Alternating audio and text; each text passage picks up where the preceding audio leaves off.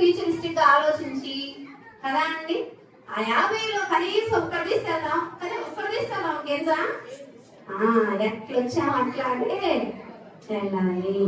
Alexander అని ఒక రాజు ఉన్నాడు. ఆయన పెట్టెలో పెట్టి తీసుకెళ్తుంటే ఇలా పెట్టిస్తాడు చేతులు, బాక్స్ లో కొండవయ్యి అవుట్ సైడ్ ఉంటాయి.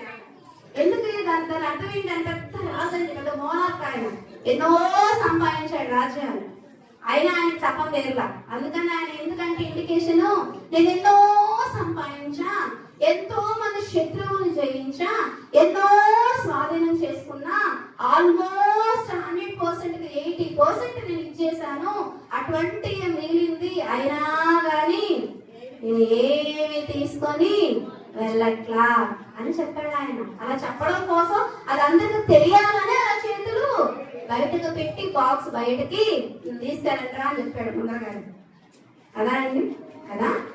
సరే, అయితే మరి మన ప్రయాసం అంతా ఎలా ఉండాలా? దేవుని కొరకు మనము ప్రయాసపడాలా కదా అండి. చూడండి, మరి చింతమానం అన్నారు, ప్రయాసమానం అన్నారు కదా.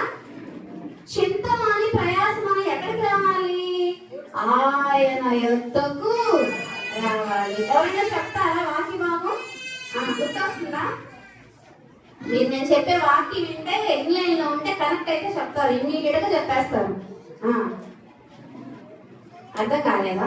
చింత మానాలి, ప్రయాసం అనాలి. మీకు ఎవరికి లేఖన భాగంలో వాక్యం గుర్తుకు రావట్లేదా?